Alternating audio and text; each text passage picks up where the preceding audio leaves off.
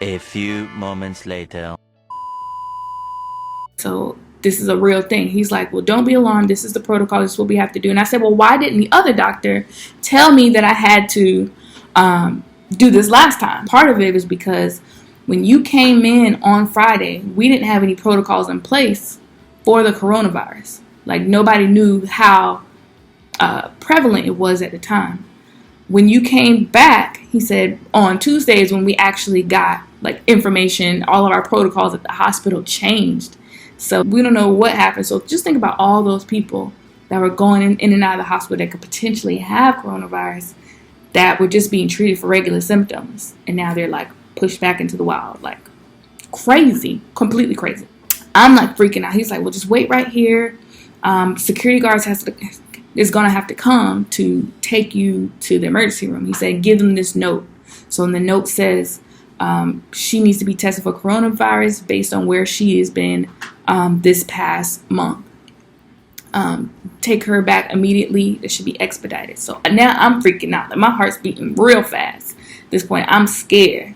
Security guards finally arrived, and they got on masks. They got it all on. Like, and I'm scared at this point. Like, I'm looking like I'm in quarantine. They're walking me through the hospital. It's like 4 or 5 of them walking me with the everybody got their mask on around me. And we get in the elevator together. Like, everybody has to move out of the way for me to walk through with these guards pretty much taking me to the emergency room. My friend was here, and I was like, oh, this is going to be like, just a follow-up. I should be done in a minute. Then we can go chill, do whatever. Well, this is not the case. My phone's also about to die. So we get to the hospital. They have everything set up outside for me to sign up. I had to circle where was I exactly in relation to China, when I was there, my flight number, all of my symptoms, how long I've been feeling this way, all this information. Then they're like, okay, man, we're going to put you in the isolation room. So the isolation room is on the outside of the hospital. Isolation room looks like a hospital room, but there's no bed in there. There's a giant clock on the wall, and that's pretty much it. And there's a bathroom in there. There's one like a bathroom or like a hand washing area in one spot where it's connected to the hospital, so doctors can come in. So it's like, wait right here, ma'am. So I'm waiting. Hour goes by. All I can do is watch the clock because it's like literally nothing in the room. I'm just waiting. So I walk outside. And I was like, hey, did anybody forget about me? Like, I'm in here. Is the doctor coming? Oh, yes, ma'am. The doctor will be here soon. The doctor will be here. So I said, okay, cool. So I was like, well, till the doctor comes, can I go run and get my charger? Because my phone's about to die. I just want to make sure I have like some type of service. No, ma'am, the doctor will be here soon. I said, well, do you have a charger that I can use for my phone? It's about to die. I need to talk to my friend, make sure she knows. No, ma'am, you can't leave. You can't leave. I was like, okay. So the doctor's going to be here soon. Another hour goes by. Nothing. No doctor, no nothing. So I'm peeking in. Like, I didn't, walk around this whole room, in circles. I'm pacing back and forth, making up dances, doing everything, trying to make the time go by. Nothing happens. Then it's 3 hours have passed. So I'm like, okay. Hey, and they're like, oh, ma'am, the doctor's on the way. They're just making a call to the Department of Health to figure out what to do. So I'm like, figure out what to do? What is this? Why do they got to figure out what to do? Why don't they know what to do? Why am I still here? What's going to happen? I'm just, freaking out. Everything could go wrong. What is this? So now I'm over here waiting again. Doctor still hasn't shown up. So I'm like, forget it. I'm about to go to my car and get my phone charger. Because I had the phone charger in the car. All I had to do is go get it. Boom, I'll be back in a second. So I go through the hospital door. And this time they already tagged me with the little emergency room band, all this stuff. So I peek out the hospital. I didn't see nobody. So I start walking through the hospital to go to the elevators. Well, I start doing that. And then all of a sudden I hear, ma'am, where are you going? I was like, oh, I'm just going down to my car, casually trying to walk. Maybe he don't know what's going on. Where are you coming from, ma'am? I said, oh, I'm just coming from the room right there. Oh, well, ma'am, you can't go. You can't go. I was like, well, I'll just be right back. I'm not going to leave the hospital. Ma'am, you can't go. So I'm still walking. I'm just walking to the elevators. Really, I don't know where I'm going because I don't even know what part of the hospital I'm at. But eventually I'm going to run into some elevators. So I'm walking around. Ma'am, you can't go. And I was like, sir, I'll be right back. So now, I'm in a little light jog trying to go through the hospital. He gets on the walkie and he starts talking on the walkie.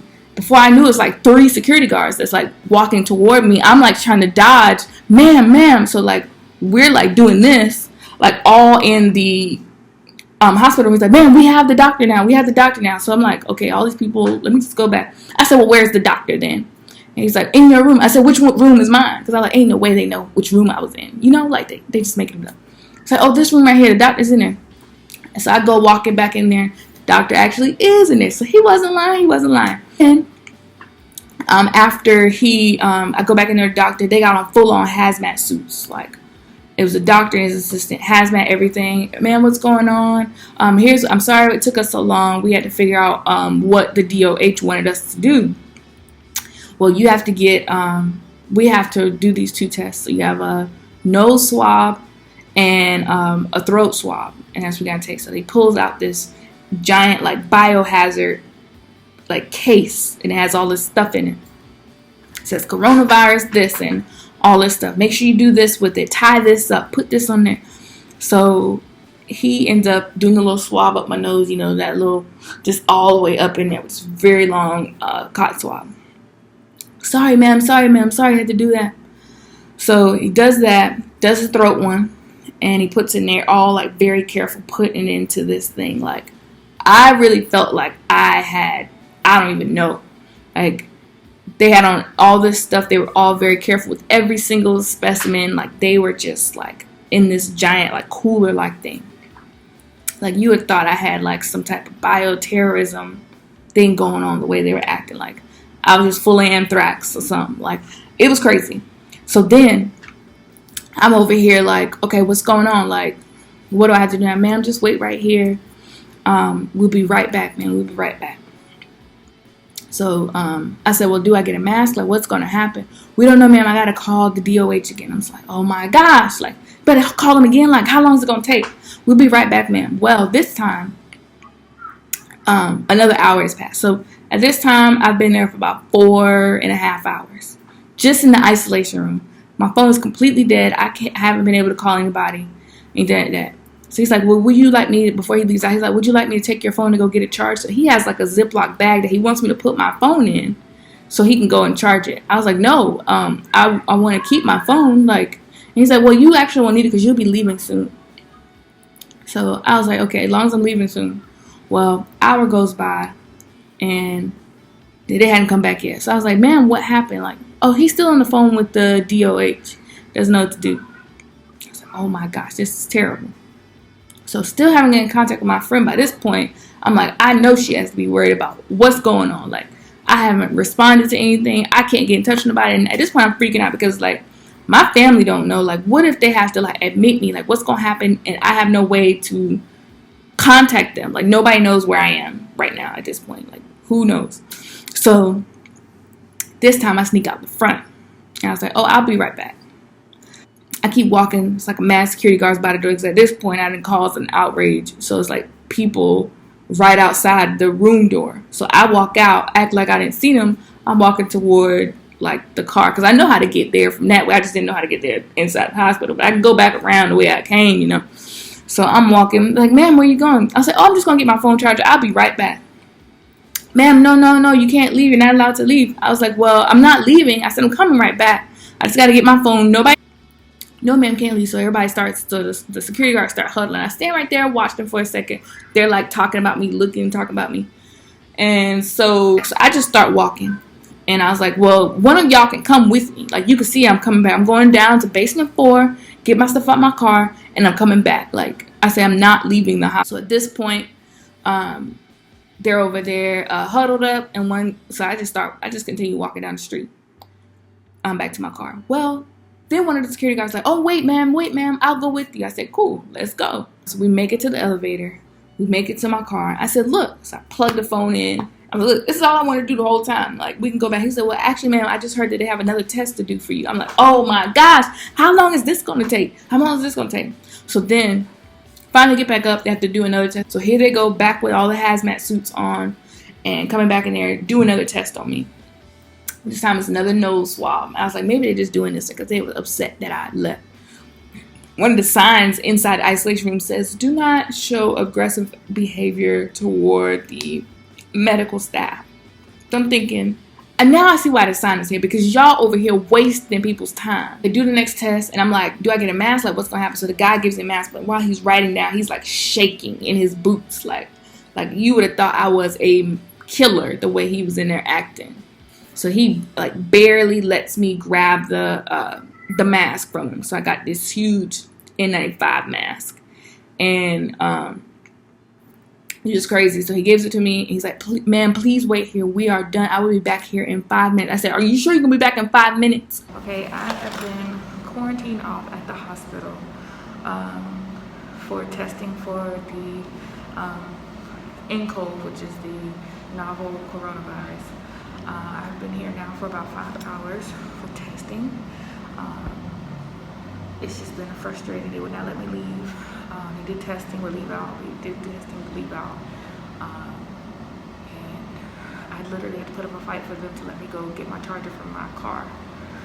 It's been ridiculous. Hopefully it'll be over. They give me a new mask. They do swab tests and everything. Kept checking to make sure I didn't have any fever, which I don't. But it's better to be safe than sorry. He's like, yes, ma'am, I'll be back in 5 minutes. Then you'll be able to be discharged. I said, will you give me a medical certificate? Because the problem was the very first doctor didn't give me a medical certificate. So I technically wasn't diagnosed. So I'll have to wait a week. So they put me on 7-day isolation. Can't go anywhere because I got tested for coronavirus. I emailed school, tell them, hey, I'm on 7-day isolation, can't go to school. Which sounds exciting. But the fact that the reason why you're not in school because you can't travel anywhere kind of sucks. So waiting every minute to check online to see when my test results come, because I'm like, do I have coronavirus? Because if so, that's crazy, because I went to school for 3 days. I should have never went to those countries. Like me over here trying to be fast, get over here trying to travel.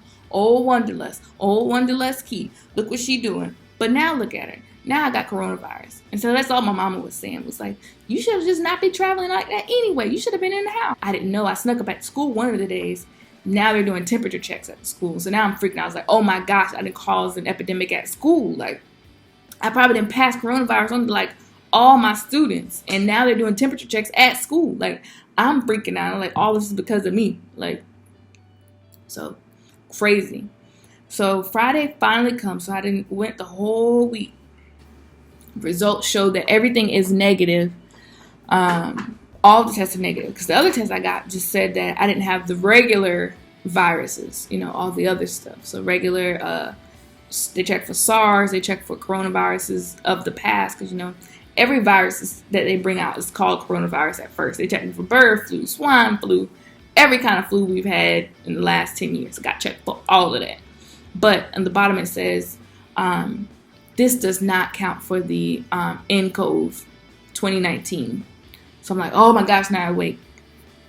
Go to the doctor. It says that I am, so I'm excited because I'm like, wow, I don't have it. Come to find out that's not the right results.